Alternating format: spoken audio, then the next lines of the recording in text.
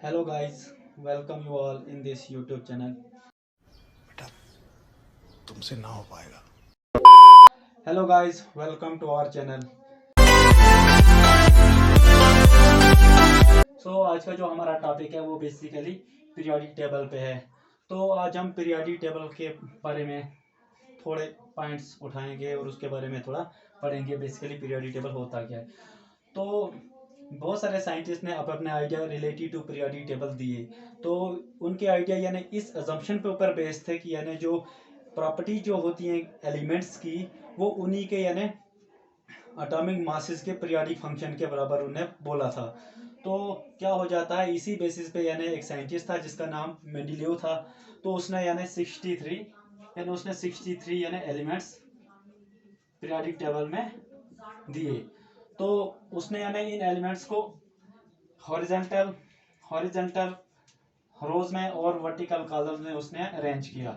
और उसने यानी जो हॉरिजॉन्टल रोज को उसने क्या बोला, पीरियड्स बोला, और वर्टिकल कॉलम्स को उसने ग्रुप्स बोला। लेकिन उसके यानी इस कंसेप्ट को फाइनली रिजेक्ट कर दिया गया। उसके कंसेप्ट को रिजेक्ट कर दिया गया और उसके बाद एक और साइंटिस्ट आया जिसने यानी मॉडर्न पीरियोडिक टेबल नाम दिया।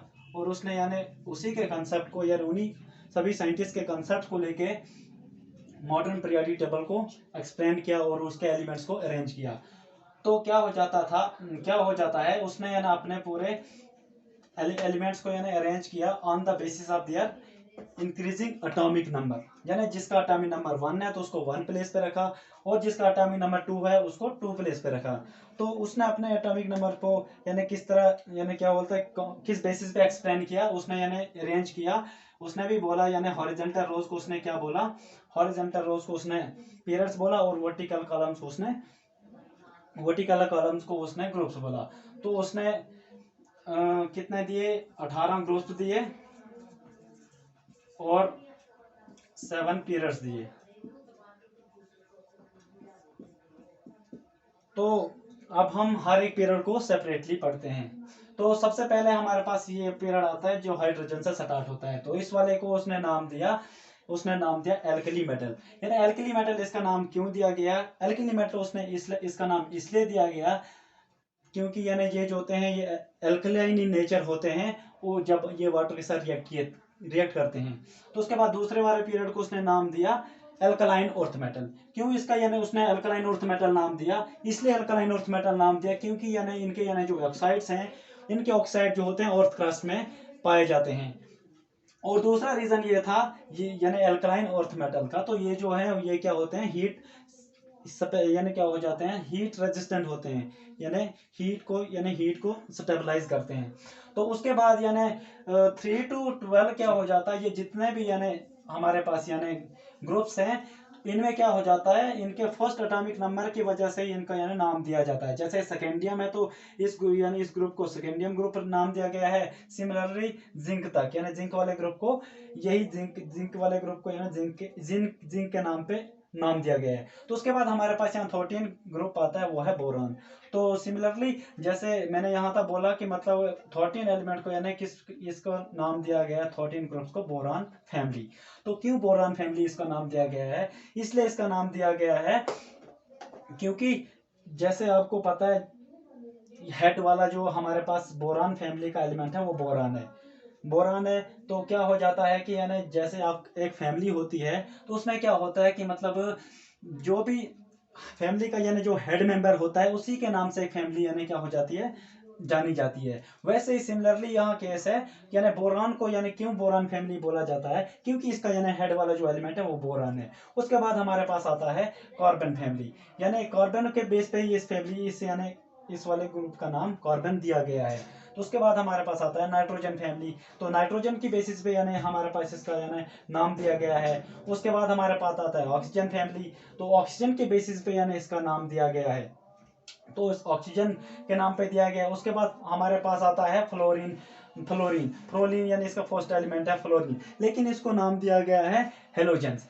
क्यों इनका हेलोजेंस नाम दिया गया है, क्योंकि यानी जो हेलोजेंस होते हैं जब वो वाटर के साथ रिएक्ट करते हैं तो क्या सॉल्ट्स की फॉर्मेशन कराते हैं। उसके बाद हमारे पास आता है नोबल गैसेस। यानी नोबल गैसेस जो होते हैं नॉन रिएक्टिव होती हैं।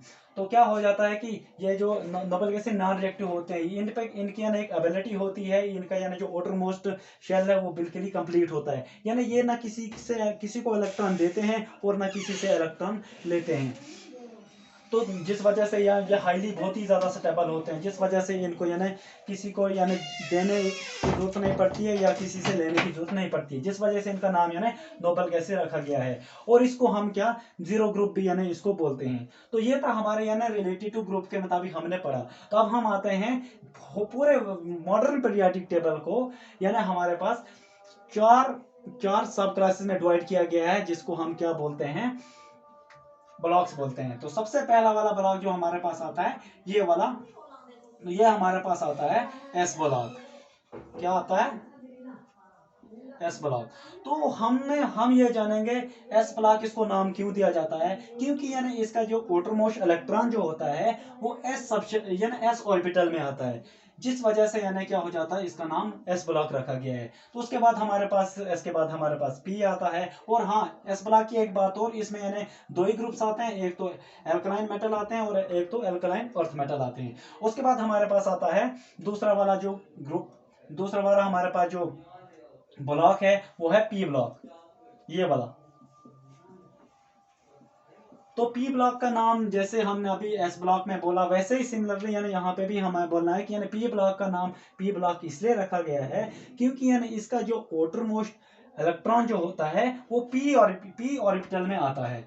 तो पी ऑर्बिटल में आने की वजह से इसका नाम पी ब्लॉक रखा गया है।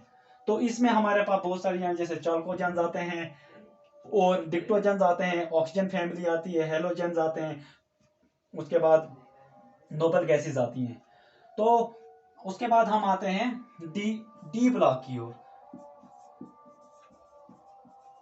तो हमारे पास डी ब्लॉक यानी जैसे पता है कि यानी डी ब्लॉक हम इनको क्यों बोलते हैं, यानी इनका जो आउटरमोस्ट इलेक्ट्रॉन है वो डी ऑर्बिटल में आता है, जिस वजह से इसका नाम डी ब्लॉक रखा गया है। और उसके अलावा हमारे पास जैसे स्कैंडियम, ये ग्रुप यानी कहाँ से स्टार्ट होता है डी ब्लॉक हमारा 3 2 3 4 5 6 7 8 9 11 और 12 को हम क्या बोलते हैं, इनको हम क्या बोलते हैं, ट्रांजिशन एलिमेंट्स बोलते हैं। तो उसके बाद हम आते हैं एफ ब्लॉक की ओर। तो हमारे पास एफ ब्लॉक यानी हमारे पास सेपरेट लग रखा गया है। तो यानी एफ ब्लॉक क्यों नाम रखा गया है, क्योंकि यानी इनका जो आउटरमोस्ट इलेक्ट्रॉन है वो किससे कहाँ से स्टार्ट होता है, यानी उनका जो आउटरमोस्ट इलेक्ट्रॉन है वो एफ ऑर्बिटल में आता है, जिस वजह से इसका नाम एफ ब्लॉक रखा गया है। तो एफ ब्लॉक हमारे पास यहाँ सेपरेटली यानी दिया गया है। तो इसको यानी जो हम फर्स्ट वाला इसका यानी फर्स्ट वाला ग्रुप है उसको नाम दिया गया लेंथिनाइट्स, और दूसरे वालों को नाम दिया गया है एक्टिनाइट्स दिया गया है। तो लेंथिनाइट जो होते हैं इसमें यानी 4f सबशेल की यानी 4f सबशेल की फिलिंग होती है और एक्टिनाइट्स में 5f सबशेल की फिलिंग होती है। तो क्या हो जाता है, इनको हम एफ ब्लॉक एलिमेंट को हम इनर ट्रांजिशन एलिमेंट बोलते हैं। इनर ट्रांजिशन एलिमेंट हम इनको क्यों बोलते हैं, क्योंकि यानी इसमें transition with in the transition होता है। तो इसको लेंथिनाइट्स को हम यानी फर्स्ट इनर ट्रांजिशन एलिमेंट बोल सकते हैं और एक्टिनाइट्स को हम सेकंड इनर ट्रांजिशन एलिमेंट बोलते हैं। तो उसके बाद क्या हो जाता है, यानी इनको लेंथिनाइट्स और एक्टिनाइट्स को यानी पीरियोडिक टेबल में से सेपरेट क्यों लिखा गया है, इसलिए लिखा गया है क्योंकि इनकी प्रॉपर्टीज की वजह से यानी इनको यानी सेपरेट लिखा गया है, यानी सेपरेट रखा गया है अलग ग्रुप में। और एक चीज इसमें एक रीजन और भी है इनकी यानी फिलिंग की वजह से, क्योंकि इसमें हमेशा क्या हो जाता है 4f यानी 4f की सबशेल की फिलिंग होती है, 4f 5f की फिलिंग होती है, जिस वजह से इसको यानी सेपरेट फिलिंग की वजह से इसको यानी क्या किया गया है, सेपरेट रखा गया है।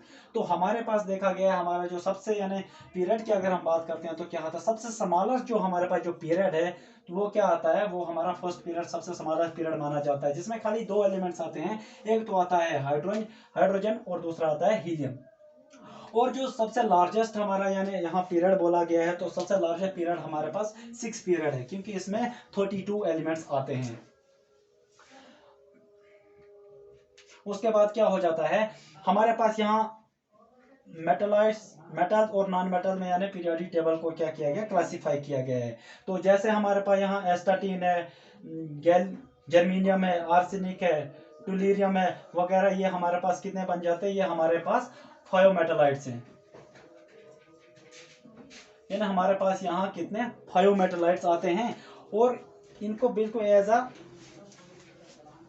लेटर लाइक मैनर में इनको यहाँ पे यानी अरेंज किया गया है। तो इस लेटर से जो हमारे पास यहाँ लेफ्ट में आते हैं वो हमारे पास मेटल्स आते हैं, और जो इसके यानी राइट्स में आते हैं वो कौन से आते हैं, नॉन मेटल्स आते हैं।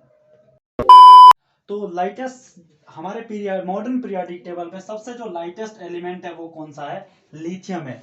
और सबसे हैवीएस्ट जो हमारे पीरियोडिक टेबल में जो एलिमेंट है वो ऑस्मियम है। तो उसके अलावा सबसे स्मॉलेस्ट जो एलिमेंट हमारे पीरियोडिक टेबल में है वो हीलियम है।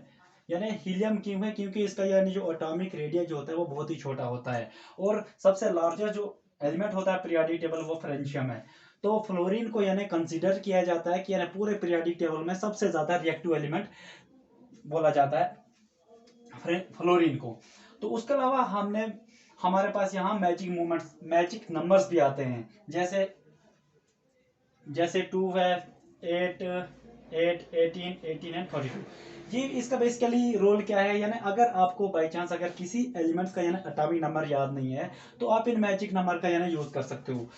फॉर एग्जांपल जैसे अगर हमारे पास हीलियम का एटॉमिक नंबर हमारे पास 2 है, तो हमें अगर किसी का यानी एटॉमिक नंबर पूछते हैं, जैसे नियॉन का पूछते हैं, तो यानी इसका एटॉमिक नंबर तो 10 होता है, लेकिन आपको अगर पता नहीं होता तो इस 2 पे अगर आप मैजिक नंबर ऐड करोगे, जैसे 2 + 8 करोगे तो आ जाएगा 10।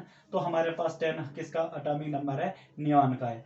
तो उसी के हिसाब से अगर आपके पास अगर ऑर्गन का निकालना होगा तो 10 प्लस फिर से 8 कर देना है, तो हमारे पास कितना आएगा, 18, जो यानी ऑर्गन का एटॉमिक नंबर है।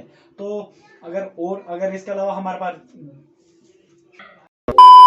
पास अगर जब हम ऑर्गन पे हम 18 ऐड करेंगे तो हमारे पास क्या निकलेगा, क्रिप्टॉन आ जाएगा। और इसी पे यानी 18 पे और 18 ऐड करेंगे तो हमारे पास क्या आ जाएगा, जीनॉन आ जाएगा। तो ये था बेसिकली मैजिक नंबर्स के बारे में। उसके बाद हम थोड़ा बहुत ऑर्बिटल के बारे में बोलते हैं कि हमारे पास ऑर्बिटल बेसिकली कितने होते हैं, 4 होते हैं, S, P, D और F। हम इनको ऑर्बिटल क्यों नाम देते हैं, क्योंकि S जो होता है वो स्टैंड करता है शार्प के लिए, स्टैंड करता है, P स्टैंड करता है प्रिंसिपल के लिए, D स्टैंड करता है डिफ्यूज के लिए, और F स्टैंड करता है फंडामेंटल्स के लिए। तो ये था बेसिकली ऑर्बिटल्स के बारे में। और ऑर्बिटल जैसे S की अगर हम बात करते हैं, S जो होते हैं उसमें खाली 2 इलेक्ट्रॉन्स आते हैं, P में हमारे पास 6 इलेक्ट्रॉन आते हैं, D में हमारे पास 10 इलेक्ट्रॉन आते हैं, और F में हमारे पास 14 इलेक्ट्रॉन आते हैं। तो P में हमारे पास जैसे कितने 3 ऑर्बिटल